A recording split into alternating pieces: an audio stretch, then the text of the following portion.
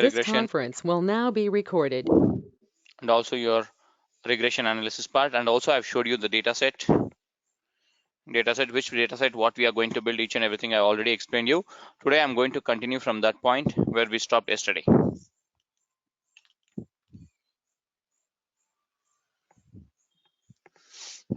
So let me know once you're able to see my screen.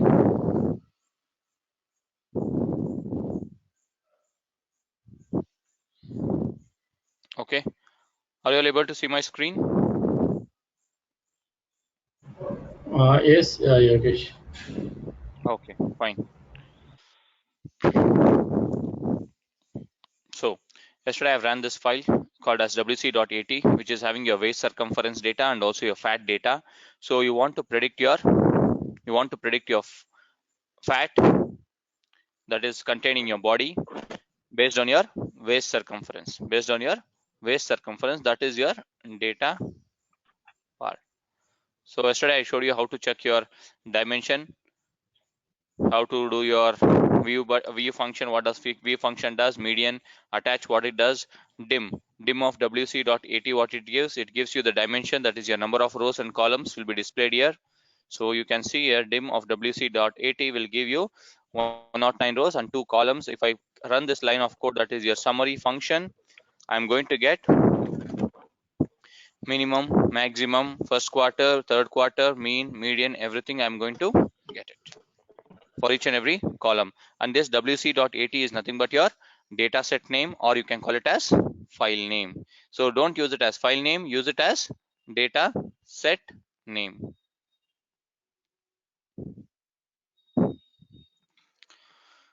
Now yesterday I also explained you how to check your core scatter plot with respect to two variables. So I used a function called as just plot function, comma x comma y. So x is nothing but your input waist, and fat is nothing but your AT. So if I run that line, I'm going to get your scatter plot. Your scatter plot says that it is your moderate positive. Why it is moderate positive is because the direction is positive, and why it is called as moderate is because the data points are loosely scattered. So that is the reason it is called as moderate positive. By seeing this plot function, you will not be able to get exact correlation analysis value. That is nothing but your correlation coefficient, small r value, you are not able to get it. So in order to get this correlation coefficient value, there is a function called as COR AT comma waist. That is nothing but either you can write it as x comma y, or you can also write it as COR comma y comma x. So it is one and the same. This COR is a function which is used to do your correlation coefficient. In order to get your small r value, you need to use this function COR. So if I run this line of code, you're going to get a value of 0.81 as we have yesterday discussed. COR of AT comma waist. So if you see that, you're going to get a moderate positive value. So I explained you how to plot your histogram by using a function called as hist, and based on that histogram you told me that it is your positive skewness and your negative kurtosis. So in order to run this, see, you can see that in your skewness you're getting could not find function skewness because you need to use a package called as E1071. If I'm going to run this, I'm going to get a function called as E1071. So this is your package. Either you can directly go and check mark here. See, if I just check mark here, and library function has been triggered. If I uncheck this, you'll be able to see that it has been detached. So either I can use this library function, or I can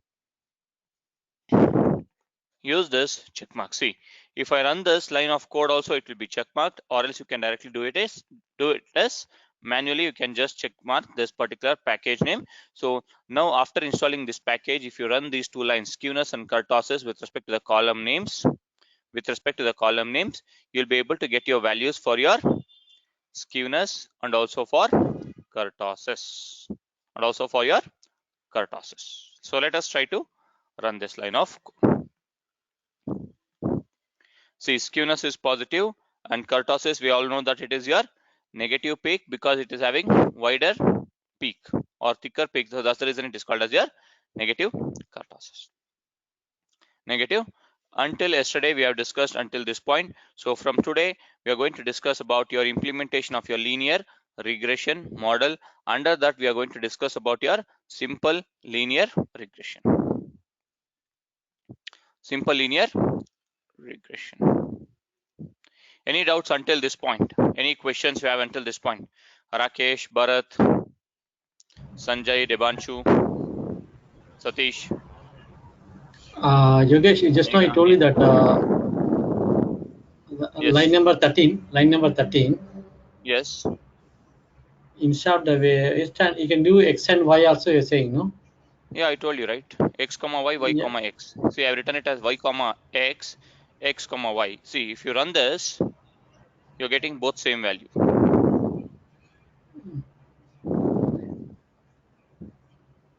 Oh. Got it? Yeah, okay. Any other questions?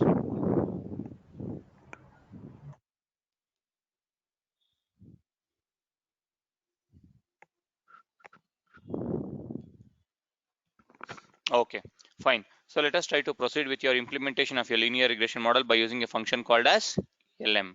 By using a function called as LM. See, I'm writing it as like this. LM, open parenthesis, y. Y is nothing but your output. Instead of writing it as y is equal to x, we should not use, yeah, obviously that is, you should know. By practice, you'll be able to remember some of the packages. If you don't remember some of the packages, you need to Google, because in your RStudio, you have 20,000 plus packages, Rakesh. You'll not be able to remember everything, but some of the packages, whatever I'm showing, you can just remember those packages. Those are basic packages, which is used for almost all the algorithms. You have to remember those at least.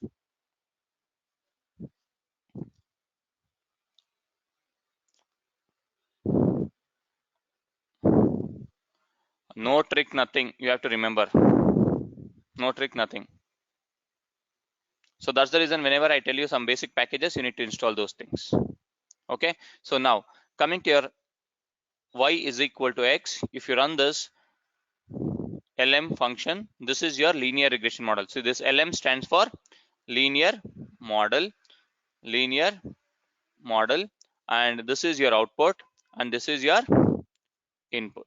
This is your input. So instead of writing in this fashion, I'm going to write it as LM adipose tissue. That is nothing but your fat. Fat is nothing but my column name. That is your output. Instead of writing equal to, I'm going to write it as tilde operator. This is called as a tilde operator, equal to waste. Waste is nothing but your input. So this is your output, this is your input, and I'm running your linear regression model by using a function called as LM. LM stands for linear model. LM stands for linear model, and I'm storing it in a variable called as model1. Model1.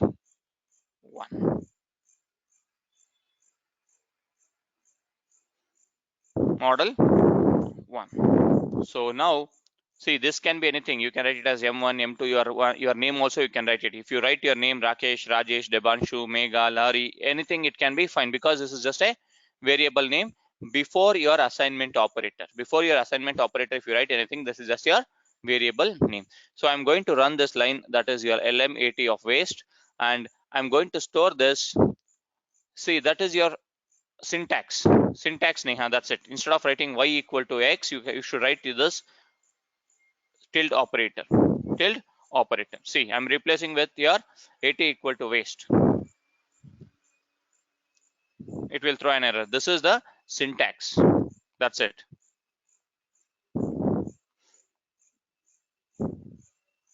See, now I'm going to run this line. That is your linear regression model implementation part is nothing but simple. You should use a function called as LM, and you should pass your output variable and input variable, and you should store it in a variable called as anything. Now I'm storing it in a variable called as M1.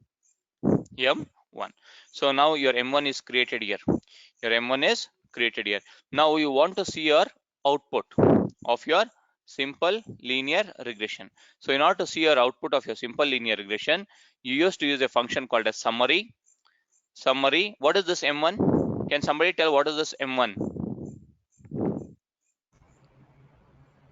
Data set. Use your common sense. Use your common sense. Please don't tell blindly. what it is.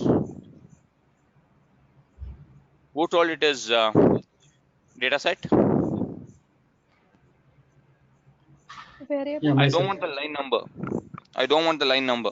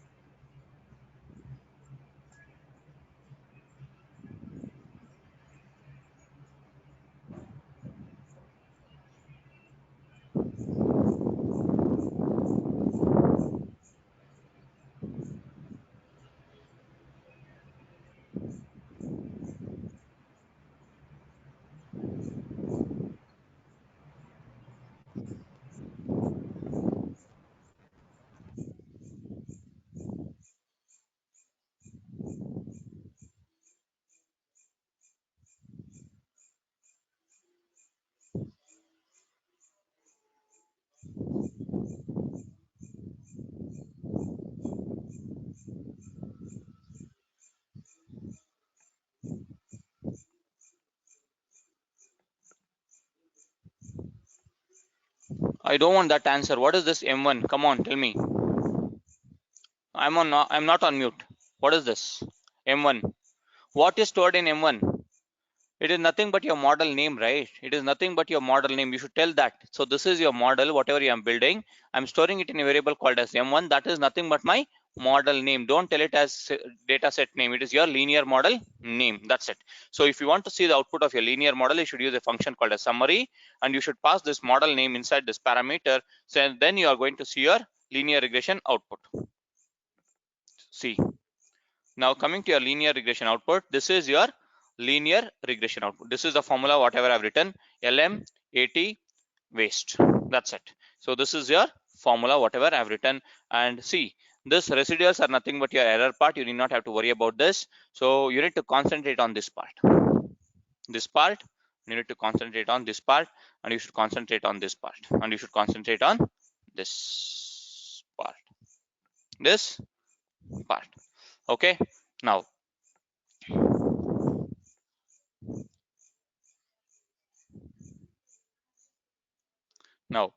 so what is this coefficient? What is your regression equation, Rakesh? Rakesh, what is your regression equation?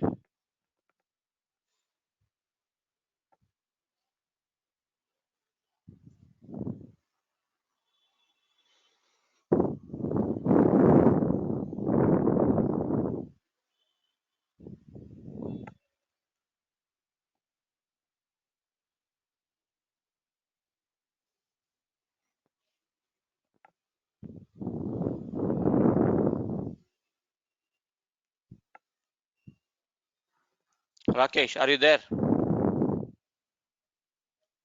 Okay, Bharat, can you tell me what is it? Yes, Bharat. Bharat, what is your Yogesh, regression equation? Yogesh, it is R square is equal to SSR. No, wrong. Please remember y is equal to beta naught plus beta 1x plus epsilon. Right. So this is your linear regression equation, right? So this is nothing but your coefficients. Beta naught and beta 1 together is called as your coefficients or estimates or parameters. So coming to that point, if you see here, it is nothing but your beta naught and beta 1. This is your beta naught. This is your beta 1. So beta naught and beta 1 means it is these two. This is your beta naught. This is your beta 1. So y is equal to minus 215.9815 plus beta 1 is 3.4589 into x. This is your equation. This is your beta naught plus beta 1 x. Beta 1 x. Clear for everyone what it is? So these are nothing but your coefficients. You can see the heading here. It is nothing but your coefficients or estimates. Now, so if you not only just concentrate on this, you should also see whether these two beta naught and beta 1 are significant to use it in your model. So for that you need to see with respect to your p value. So this is your p value. Always remember, if you're talking with respect to your p value, your data should be this beta naught and this beta 1 should be always less than 0.05. So this p value should be always less than 0.05. Remember this point. Your p value should be less than 0.05. Then only these both are significant. Your beta naught and your beta 1 are significant to use it in your model. If this is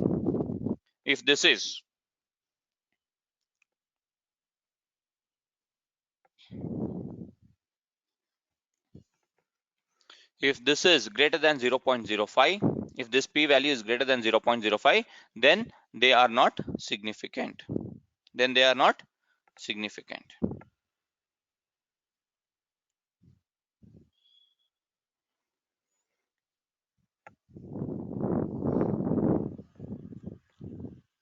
Remember one thing, these two are nothing but your beta naught and beta 1.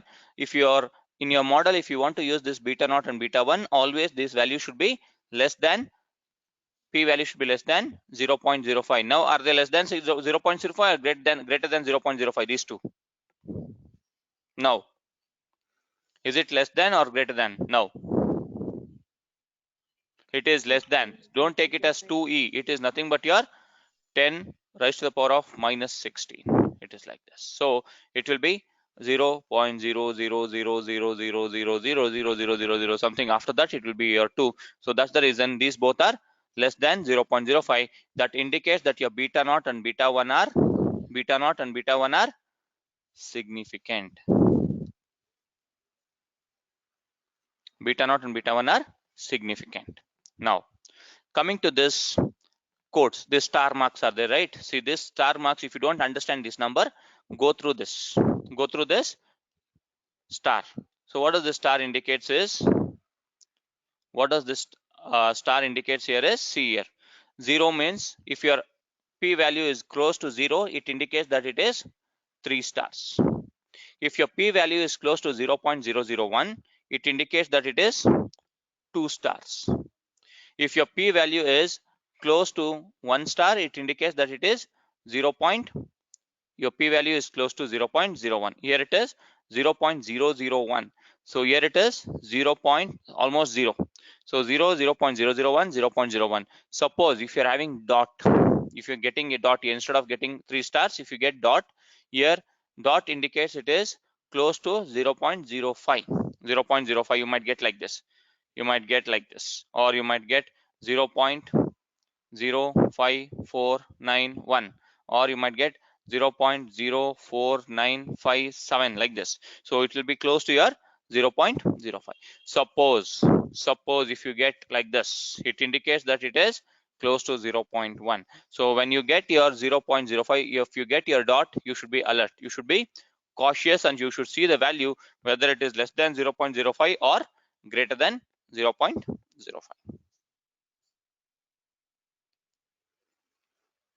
Clear for everyone what it is?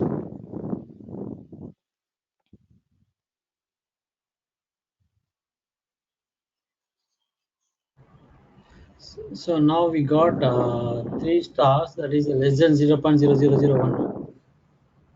Yes. So the probability value is less than 0.05.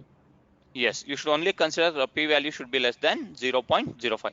If this is your 0.0 less than 0.05, this indicates that your whatever the beta naught, whatever the input parameters you are using, this is beta 1 waste, right? So these two are significant to use it in your model. While building your model, these two are significant to use when your p value is less than 0.05. Remember this point. Now, so this is done, and now coming to your important concept, this is also done. So now your important point is regression analysis.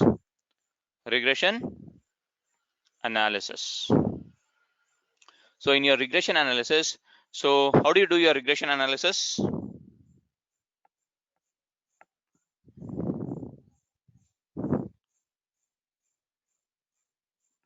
What is your regression analysis? How it is denoted by?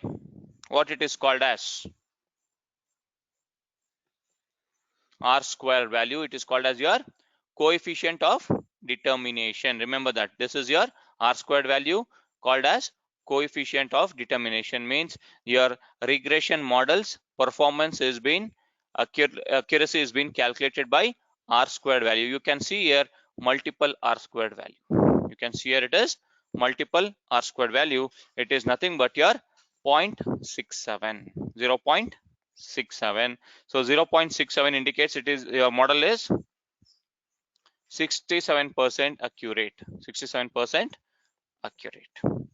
So now this is your multiple R squared value with respect to your model accuracy rate. And apart from that, you can also see that there is p value for this, and this p value also should be less than 0.05. See, if you're talking with respect to 95% confidence interval, this p value should be less than 0.05. So this is your model accuracy p value, model accuracy p value. This is your beta naught and beta 1 values p value, beta naught and beta 1's p value.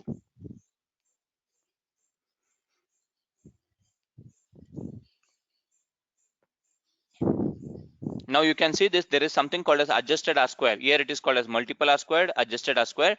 Don't worry about this adjusted R squared value now. When I am going to implement your multiple linear regression, I am going to explain you what is the difference between adjusted R squared value and multiple R squared value, when to see this. As of now, just concentrate on your multiple R squared value and also your p value, and this p values with respect to your beta naught and beta 1, and this is your formula. This is your formula. Is it clear for everyone? If you have any questions, please get it clarified now itself. I'm going to give you 3 minutes of time. Prepare your notes. Prepare your notes for this linear regression model. This is the formula, whatever I've used, and this LM stands for linear model, and I've stored it in a variable called as M1. Summary of M1 gives you the model model result, and write down what it is, what are all these things, so that we can go for next step. If you have any doubts, go through and get it clarified. Multiple R squared is the R model accuracy, is it, I believe, right? Yes. Accuracy of the model. Okay, then what about the p value that it comes to 0.2 e to the power minus 16? That what is it exactly? That is? That is your probability value. Means with respect to 67% accuracy rate, your model is 95% correct. Your model is 95% correct. So that is the reason I told you your p value should be less than 0.05. So consider that. See, consider that you have written your exam. Who is this? Ram. Okay, Ram. So consider that you have written your exam. You got 67% accurate. Before getting your exam, before getting your result, you're going to tell that, hey, I'm going to get 67% accurate. But your friends ask, hey, how much you are confident? You will tell that, hey, I'm 95% confident that I'm going to get 67% in my exam. So what about remaining 5%? The remaining 5% you might go wrong, right? That is the reason I am telling that your p value should be always less than 0.05. Means only less than 5% chance that you should not go wrong. You should not go wrong. That is the reason. This is your p value with respect to your accuracy of the model part, and this is with respect to your beta naught and beta 1. Got it, Ram? Yogesh, the Yeah. p value is 2.2. You know, that's what is the actually value you can. See, that is what I told you. 2.2 in the sense it is nothing but it will be 2 into 10 to the power of minus 16. So it will be 0.000000016 zeros. After that, 2. That's it.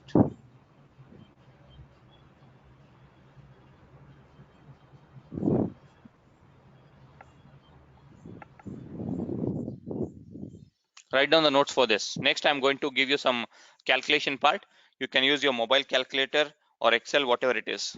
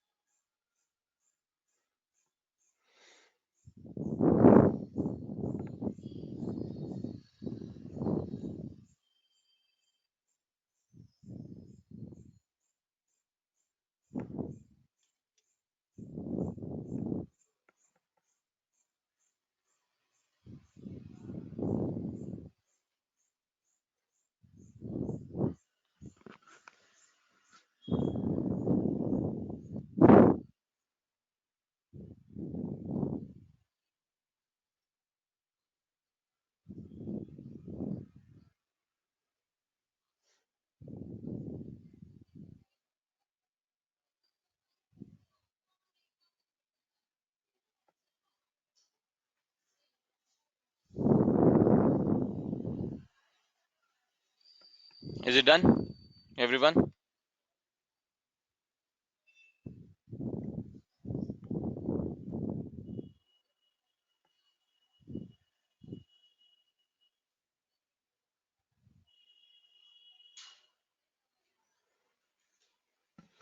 Is it done?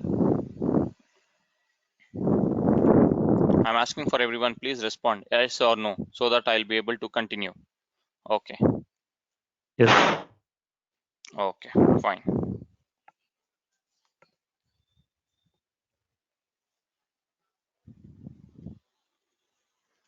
So now take down your pen and paper.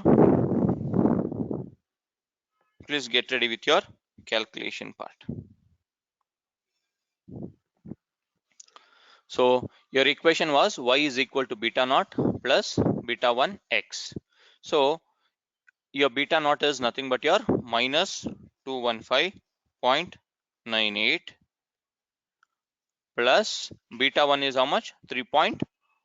I'm just taking 2 decimal point into x. X is nothing but my input. So let me just open your data set and take first patient's data. That is your first patient waist circumference. It is your 74.75. So calculate your y. Calculate your y. So use your mobile calculator. Take it as 74.75 into 3.45 and minus 215.98 plus the result whatever you got it. Tell me what is the answer for that.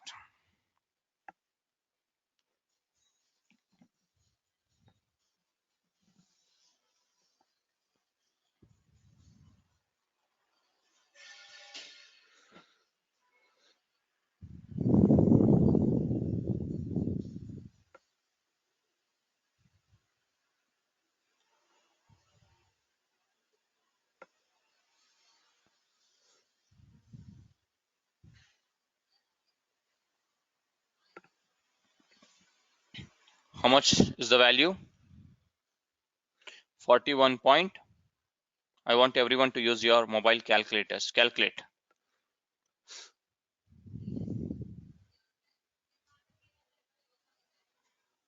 (41.9). So Bharat, it is minus 41.9 or plus 41.9, Bharat? Mega, Ranjani, Ram, Debanshu, Imran. Imran and Bharat, is it minus or plus? That is my question for you.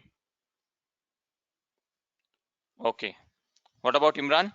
It is Imran, it is plus because it is minus into plus minus. But the thing is, it is your plus because this is having highest value. So it will be your plus. Calculate once again, Imran. It will not be negative. It will be plus, positive. It will be positive 41.9. So this is your predicted y. Predicted y is nothing but your predicted fat in your body. Predicted fat in your body is nothing but your 41.9. But actually, how much was this patient having fat in his body? So this is your predicted. Anything written like this is called as your predicted value. And if you write like this, it is your actual value. So how much is your actual value? It is 25.72, and your predicted value, how much you predicted? It is 41.9. So the difference between these two is nothing but your error part. So error is nothing but 25.72 minus 41.9. These two, if you take this actual value minus predicted value, this is nothing but your error part. This is nothing but your error part.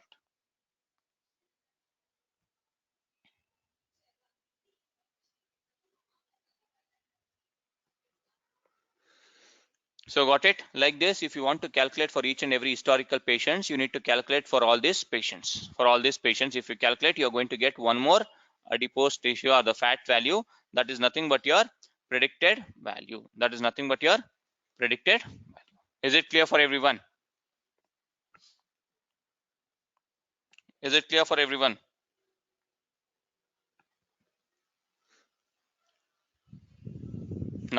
Now it is only 109 patients data. You can sit and calculate it manually. Suppose you have 1 million patients data. Will you sit and calculate it manually? So that is not possible. So that is the reason. And also, so now let me ask you a question. What is the probability? What is the probability of a person? What is the probability of a fat content? What is the probability of a fat content in a human's body is 25.92. What is the answer for this? What is the probability of a human body containing fat content of 25.92? What is the answer?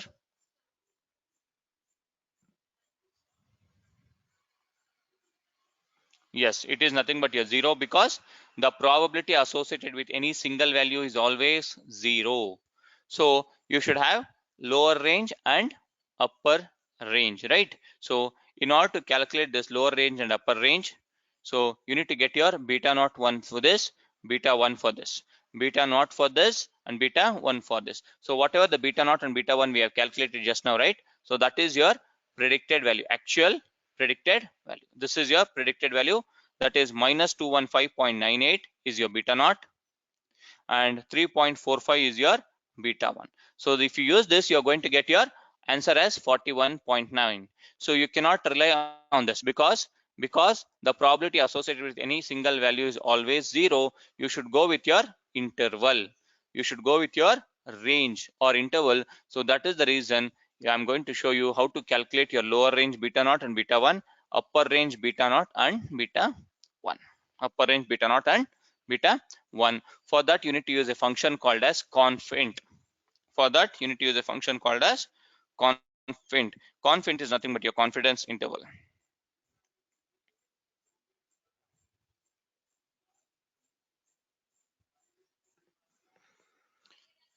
Okay, confint. So confint is nothing but your function which is used for your 95% confidence interval. I want to take up my beta naught and beta 1 for lower range, and here beta naught and beta 1 for my upper range.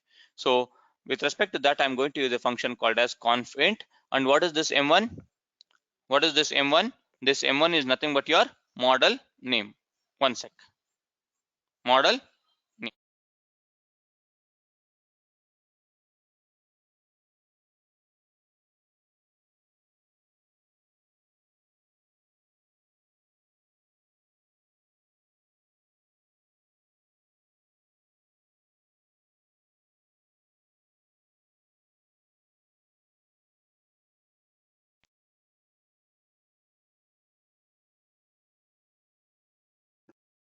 So this is nothing but your model name. Level is equal to 0.95, in the sense it is nothing but your 95% confidence interval.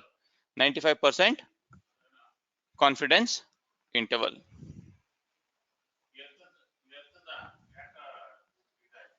95% confidence.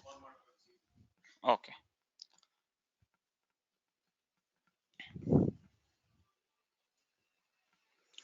So with respect to 95% confidence interval, if I run this line of code, I'm going to get beta naught and beta 1 for your lower range and upper range. See, this is your beta naught and this is your beta 1, lower range and upper range. So sorry, this is not your beta naught. So this is your beta naught, beta 1, this is beta naught, beta 1, this is your upper range, this is your lower range.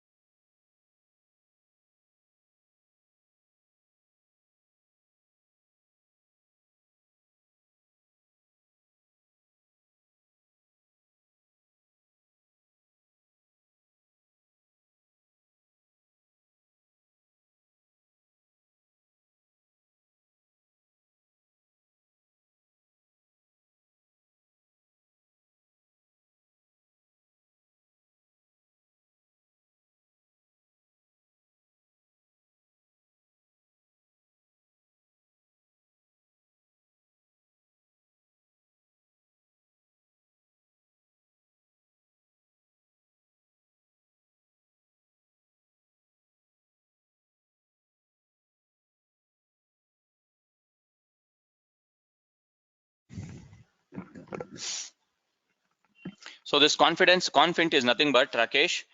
So this confint is nothing but, see, consider that the probability of, you calculated that you got it as 41.90. You cannot tell any patient who is coming with respect to 74.75 centimeters as their waist circumference. You cannot tell that you are going to get exactly 41.9 in your fat in your body.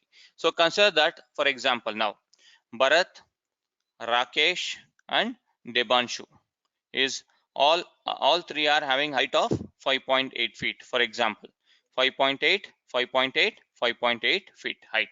So consider that, will Bharat's weight, Rakesh weight, Debanshu weight will be same as their height is same? Will their weight will be same is my question.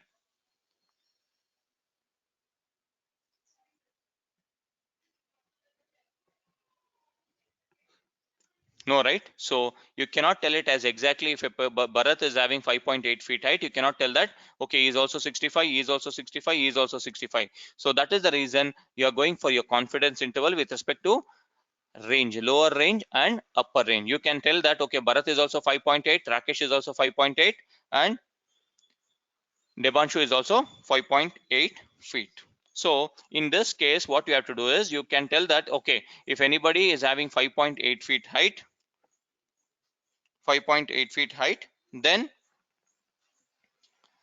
5.8 feet height, then you can tell that, okay, this person will be, anybody with 5.8 feet will be having a lower range or upper range of weight with respect to 60 kg to 72 kg. It can be 60.1 or it can be 65.5 or it can be 69.5. 69.5. Got it?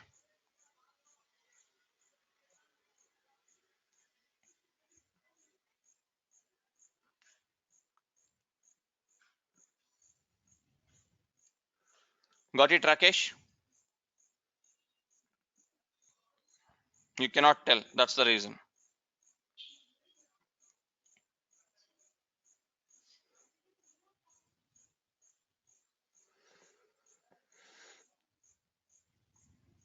Yes, obviously it is your interval range. Between your lower range and upper range means what? It is your range. So in order to calculate, this is your lower range beta naught and beta 1, and this is your upper range beta naught and your beta 1.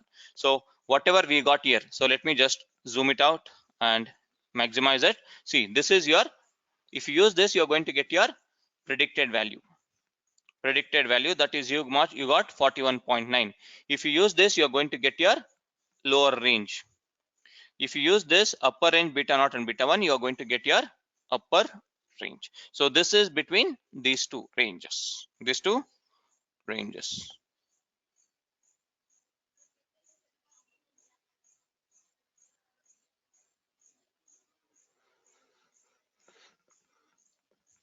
Clear for everyone? So I'm going to talk with respect to my level as 0.95 because that is your 95% confidence interval. So now see this line of code. See this line of code. I'm going to explain you what it is. So this line of code is nothing but you're predicting for each and every patient. You're having 109 patients. For each and every patient, you're going to calculate your predicted value, your lower range and your upper range. So for 109 patients, you cannot sit and calculate it manually. So that's the reason I'm going to use a function called as predict, and store it in a variable called as x. If you want, you can store it in a variable called as x, or else directly if you select this and also if you run it, it is going to show your answer. So here I'm passing my model name. You're predicting your interval. You're predicting your interval. This is nothing but your prediction interval. So that is the reason I'm using a function called as predict. M1 is nothing but my model name, and this interval is nothing but my predict function. Predict. So if I run this line of code, I'm going to get a value that is your x. That is your x. If you run this x, see, if you want to see what is there in your x, I'm going to put it like this, because if you see your x like this, if you see your x like this, you'll be able to see like this.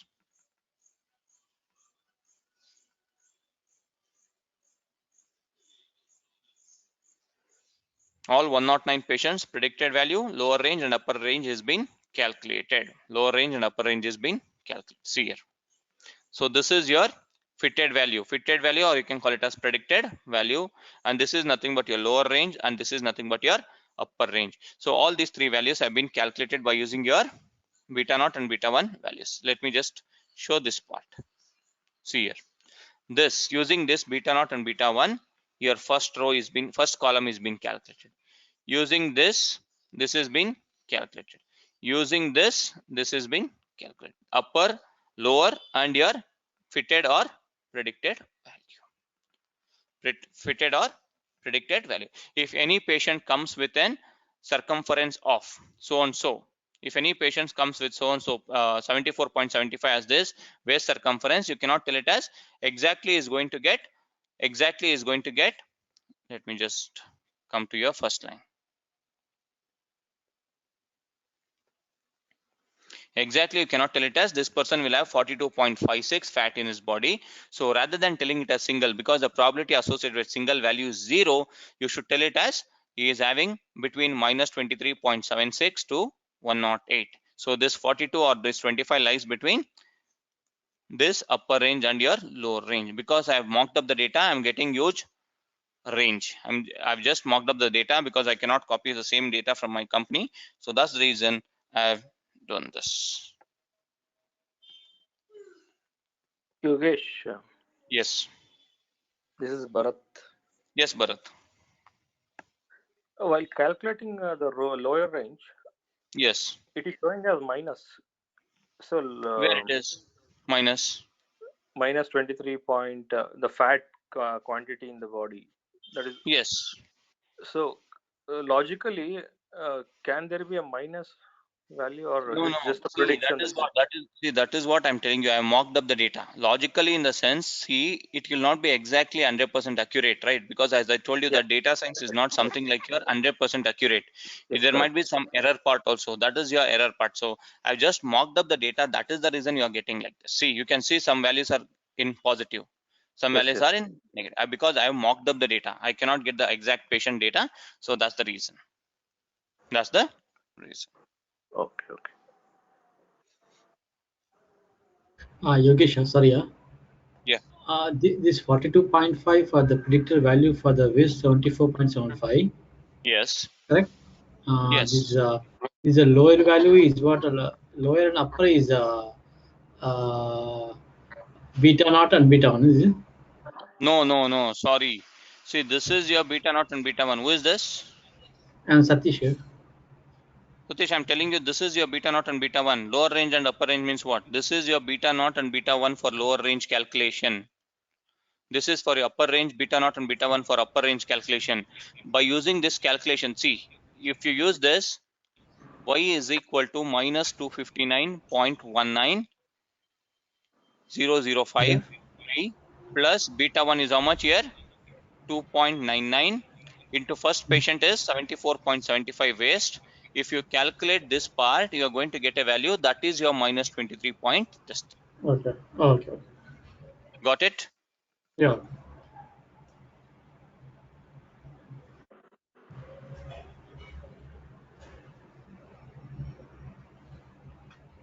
So this one, if you calculate like this, you're going to get an upper range of 108. Got it? Yeah. Any other questions? Get it clarified now itself.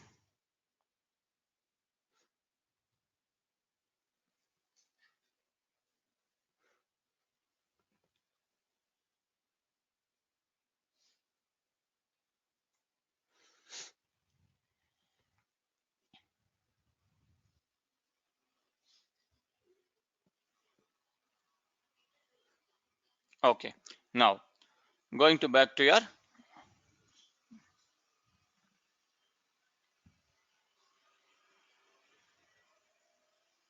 yes, your whatever the data in your data set you are using, same. Whatever the data set you are using, that is your same. But it will take all the decimal points also while calculating. Not only this 5, it might take almost all the 10 decimal points, whatever it is being displayed. You'll not be getting the same numbers.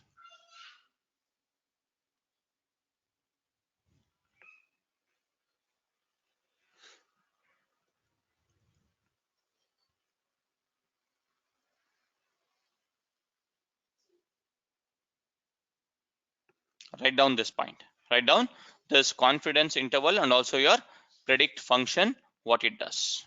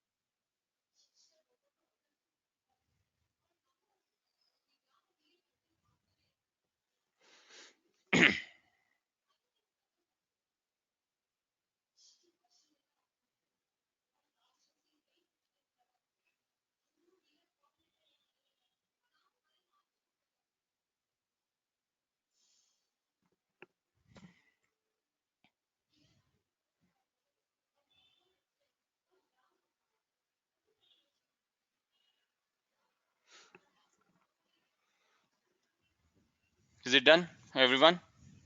So now coming to, so this line I've just put it into a variable called as x, that's it, nothing else. So now a new patient comes into your hospital, new patient, that is your 1/10th patient comes into your hospital. So after doing this algorithm, you are going to build an web app or mobile app. This is not part of your job, your UI team will do this. So consider that this is your patient name, patient ID, patient age, patient details. Now you're going to calculate as waist circumference. Here you are going to enter as waist circumference. Here there is a column called as fat tab. Here if you're having three buttons, one is reset, one is submit, one is save.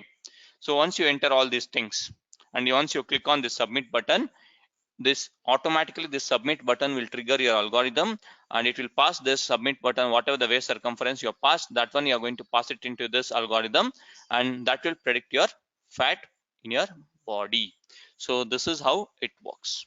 1/10th patient comes, you will not refer him for CT scan, you are going to refer him for calculation of your waist circumference by using just waist circumference data. By using just waist circumference data. Is it clear for everyone? Any questions? Now coming to this point. So this not this point, not this point. Right, for something else. So now your client says that I don't want 67% accuracy of the model. I want you to increase your 67% accuracy of the model to 75%. What will you do? Come on, tell me.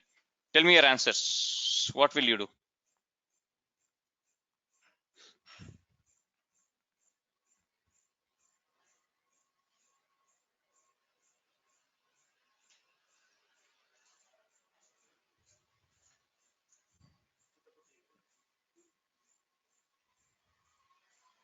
Come on. Your client says that I don't want 67%, I want 75%. What will be your next approach?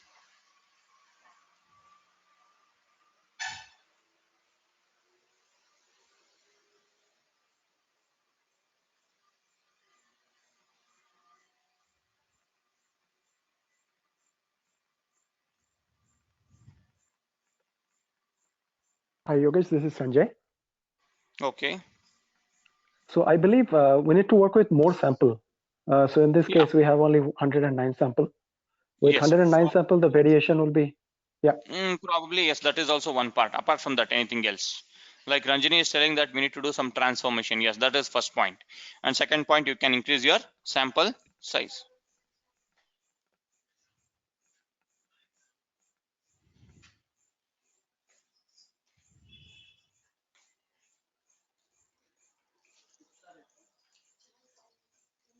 Need to use a multiple linear regression.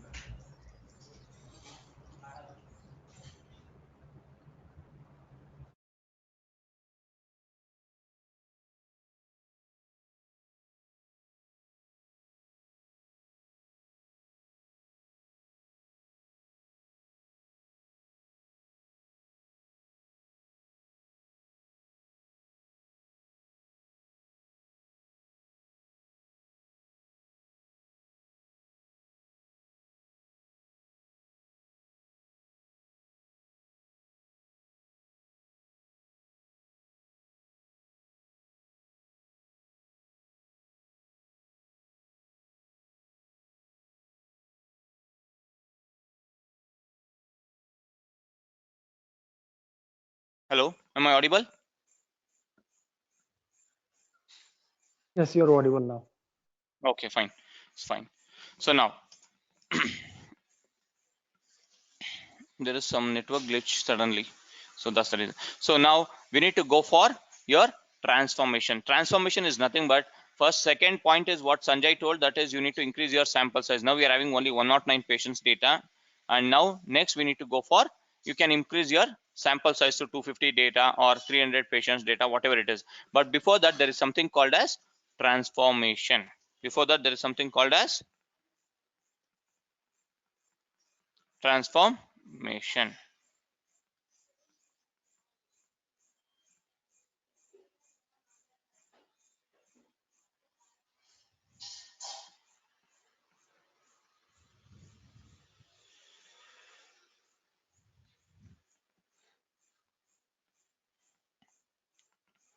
So transformation means instead of directly using your waste data, you should transform it by applying some mathematical functions. For example, instead of using your input data directly waste, you can use log. You can apply log function on this original X input and you can use that. Or else you can use square root function, or you can use your square function, or you can use waste into waste, or you can take waste square. Whatever you want, you can do it. That is called as your transformation.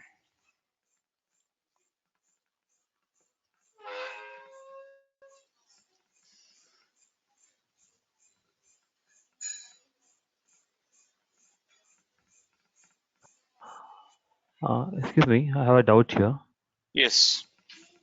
Yeah, by transforming by using like using log or squaring it up, doesn't it Yes. change the values of the original what we get? So no, see, your original data will be as it is. You are just, see, for example, you're getting 2. So if I'm applying square on this 2 square, it becomes 4. But whenever your new patient comes into your hospital, you're not going to take it as 4. You're going to just take the original value. Your patient data you'll take, you'll enter here. Then if you click on the submit button, this algorithm will be at the back end. It will take your original value and it applies transformation. It applies transformation. Your original value will never be altered. So you are just transforming your data. Okay, like you're saying like you need to add one more example. Let's just you need to have one more column saying like we have used fat. You can add one more column and you can log it or square it up, right? Like that you're saying? Like that means what? No, like the main data set we had like fat. Example, one column of fat. Yes. So this is your Okay, output. Ram, this is your sorry. output. Okay, out of that 109 observations, the 2 variables we had, right? In the main data Yes. set. See, Yeah, main out data of set, that, one is your output, another one is your input. Waste is your input. okay. So the waste, like one more like waste input, we can add one more, we have to add like one more column. So example, One X, more Y, input. something we can add it up. Yeah, So so this then is that your will X1. be, You want to, yeah. So this comes under your multiple linear regression. That is what we are going to discuss in next coming days. This is called as your multiple linear regression. But as of now, I'm telling that. So there is another way to improve your accuracy of the model by using transformation. That's it. okay. This is first way. This is first way. And Ranjini is asking some question. Can we only do the transformation after checking the accuracy? How will we know whether to transform or not? See, Ranjini, if it is, see, if your desired accuracy rate is 75%, desired accuracy rate is 75%, and desired accuracy rate is 75%, but you got 67% accuracy rate. So you want to achieve this 75%, then only you should go for transformation, this one. Apart from that, when you come to know that this your, see here, this your p value, right? This p value is not less than 0.05, then here only you can go for your transformation. If this is not less than 0.05, then you can go for transformation to make it significant. To make it significant. Your original data will never be changed. See here, logarithmic transformation. I'm going to apply logarithmic transformation. See here, I'm using same formula but slightly changed. What is the change here? Can you tell me what is the change here?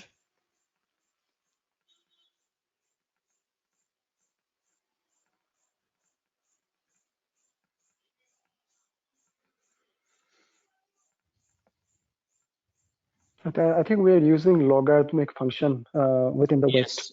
Yes, you are not to taking directly your input transform it. value. Yes, you are transforming your data by taking log function.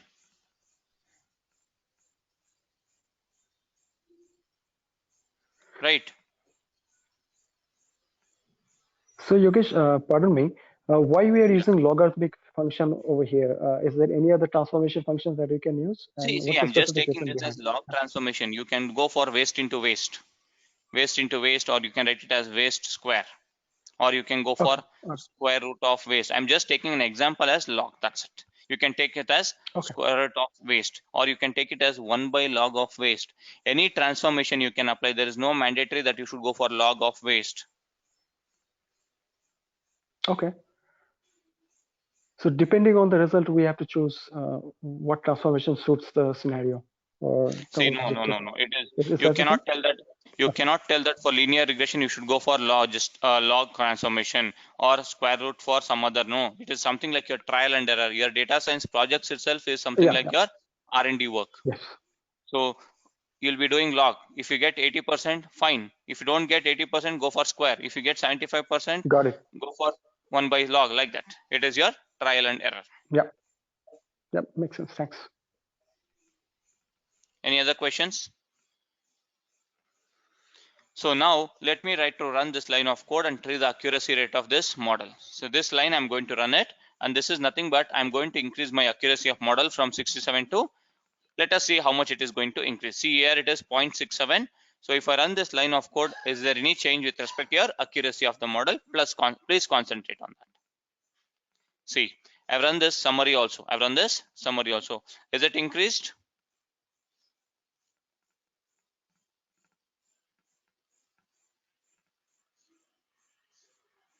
No, I it's think it's same, almost same, isn't it? No, almost right? same.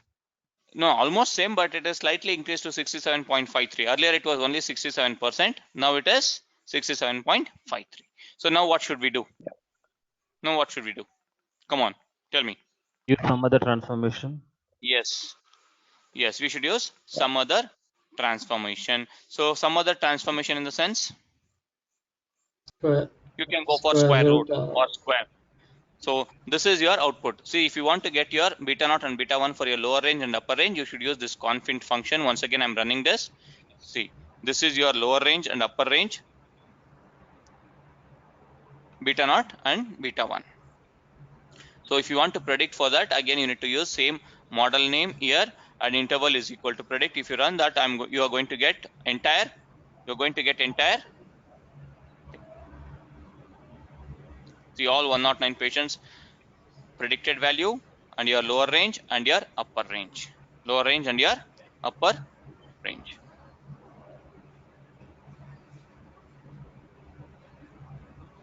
Okay, now instead of going for log transformation, I'm going to do for exponential. Exponential means, exponential model means it is you're going to apply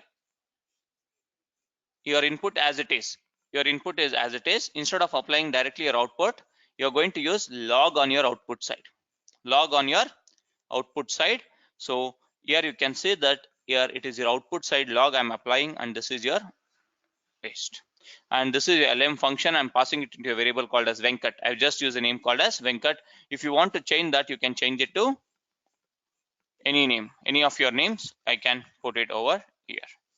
I'm going to put Bharat. I'm going to put Bharat. So if I run this line of code, I have run this line of code. Let me see whether this log transformation, that is your exponential transformation, is increasing your accuracy of the model or not. So summary of Bharat. Has it increased? Yes. Yes. See, earlier you got 67%, then you increased it to 67.5%, then you have increased it to 70.71%. So it is your trial and error. You can go for n number of transformations. You can go for n number of transformation.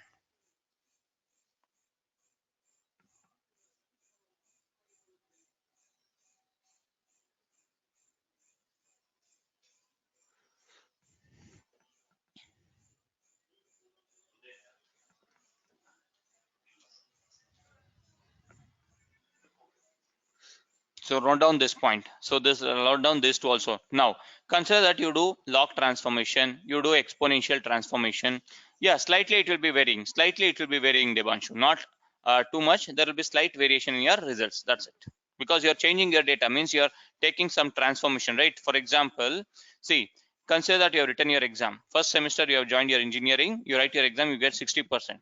Your parents will tell that you should get 75% in your next semester. So what do? You are going to transform yourself. Instead of studying for 1 hour, you will be studying it for 2 hours. So you'll be getting 75%.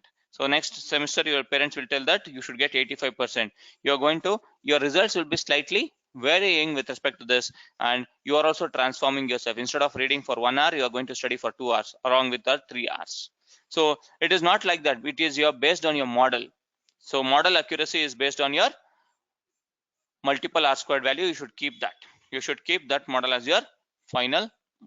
So if you are getting 90%, you can stop at that point.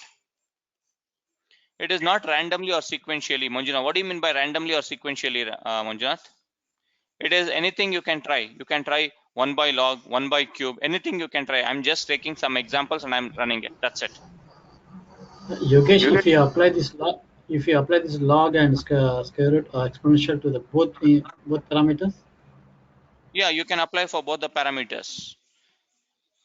See, I'm going to apply for both the parameters.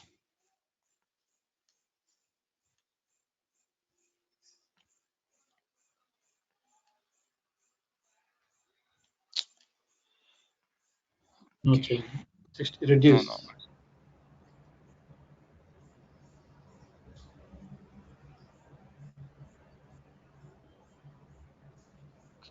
Okay, I need to pass this. See, Yeah. log on both the sides, it has increased to 73.48%.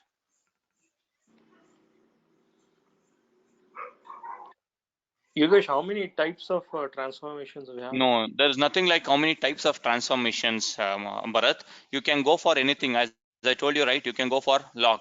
If you're not satisfied, go for square root. If you're not satisfied, go with exponential log of y. So if you're not satisfied, go with 1 by log of waste. You can go for cube. You can go for square. You can go for 1 by cube. You can go for 1 by square. It is anything. You can go for anything, but generally what we do is we'll try to go for log. We'll try to go for log. We'll try to go for square root. We'll try to go for exponential model, and we'll try to go for square. If all these four doesn't gives you, what we will do is next step we are going to increase the sample size. Instead of 199 observations, I'm going to increase it to 200 observations or 300 observations. I'm going to increase my sample size. Sample size. Clear?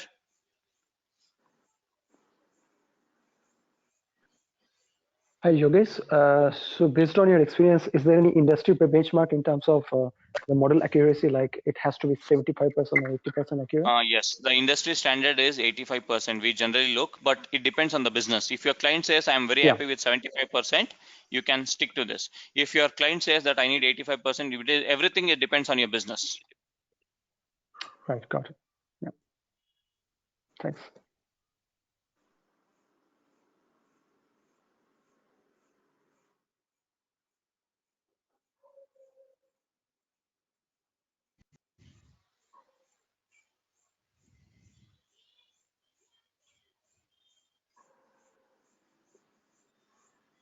Any other questions? Or write down all these steps and see. From 67 we came to 67.5, then we came to 70, then we reached out 73. Now this is not increasing above 73, for example. So then I can increase my sample size to, instead of 109, I should have some 200 or 300.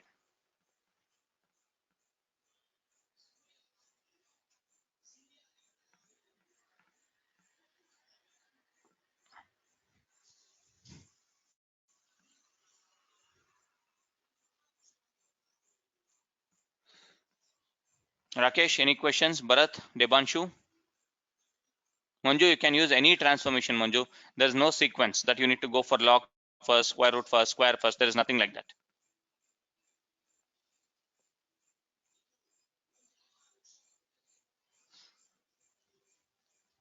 So this is your simple linear regression. So in the same case, we are going to implement it in your Python as well, but Python will take approximately around 30 to 40 minutes to explain you the code, because here the syntax is different, there the syntax is different. So tomorrow we'll continue with your Python session with respect to simple linear regression. So until your simple linear regression, multiple linear regression, logistic regression, and your clustering part, I'll be going to explain you each and every single line of code, what it does. But after this 4 algorithms, I want you to understand what is this single keyword does. So that is the reason you should try to understand now itself. You should try to understand now itself.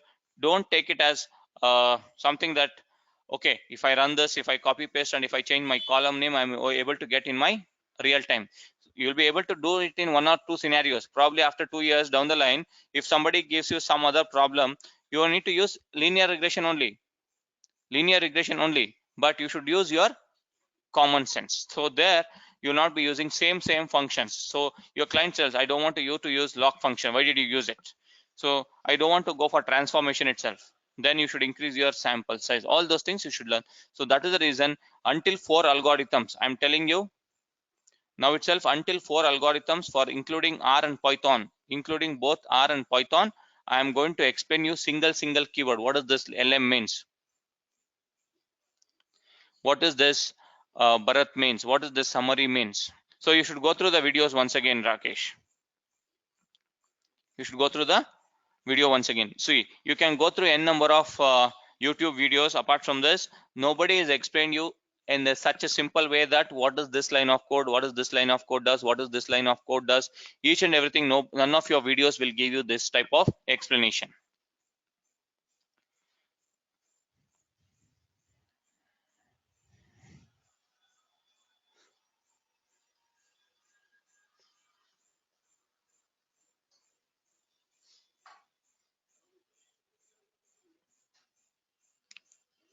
Probably we'll be able to complete only one algorithm per day, not algorithm, 1 day theory, 1 day practicals like that, but not a problem. We'll be slightly slow until and unless you start up with your, what do you call, until clustering problem, I'll be explaining line by line.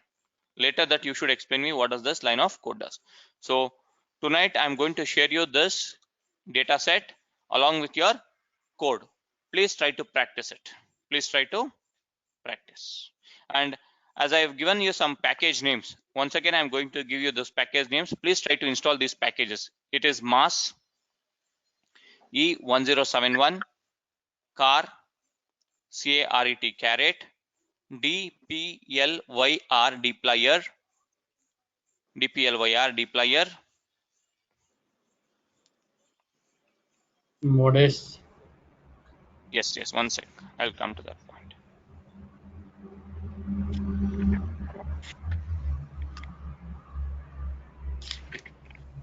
And GG plot 2,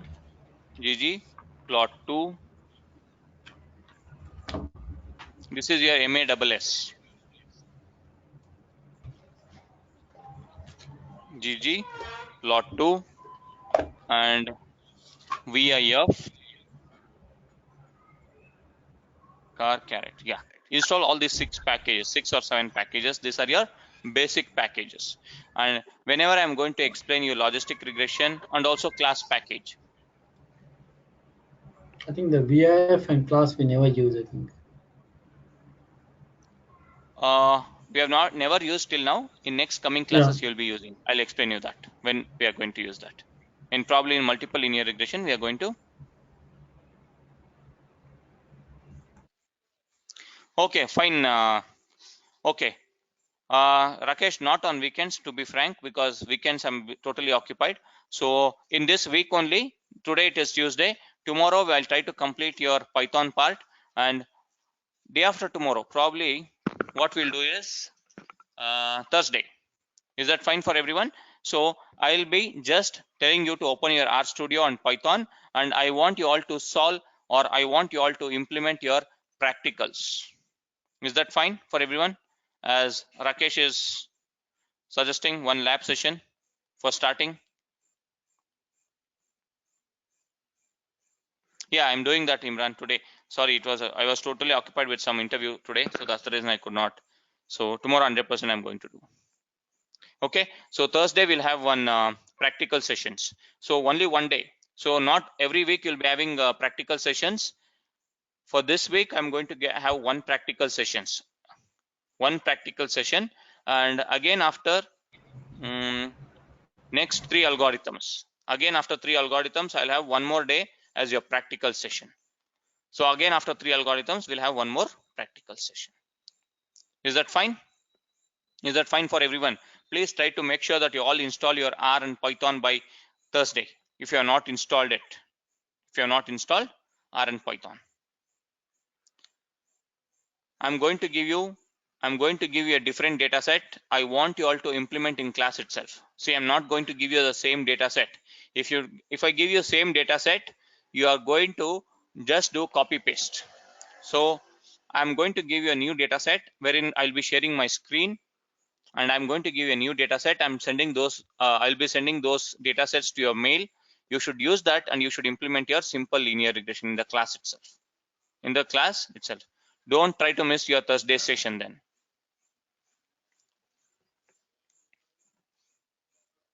Sure, Yogesh. Okay, and Thanks. also try to practice it. I'm going to share you by this tonight. Okay, or else, yeah,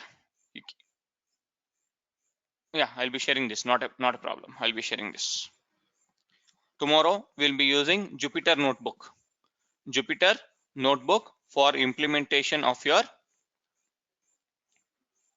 simple linear regression. Either you can use Jupyter Notebook or else you can use your Spider Notebook. It's up to you. But I am going to show you in Jupyter Notebook, and make sure that you also practice in Jupyter Notebook, because this is an added advantage. If you're using Jupyter Notebook, you can download it as Spider also. If you write it in Spider, you cannot download it as Jupyter. This is not possible, but this is possible. So make sure that you implement, or if you are using your Office system, please try to install R and also Python, if not installed, along with your Anaconda and RStudio. Don't give me excuses that I'm using my office laptop, my laptop crashed. If you are giving some excuses, it is not loss for me, it is loss for you guys. Okay, so we'll connect again around same time, 7:30. So tomorrow it will be your Python session.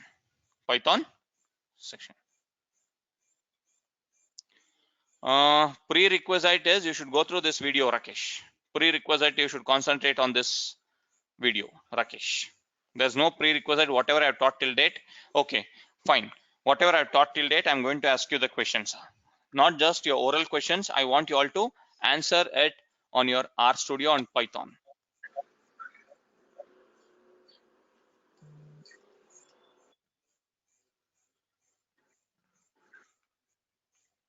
Just go through your videos.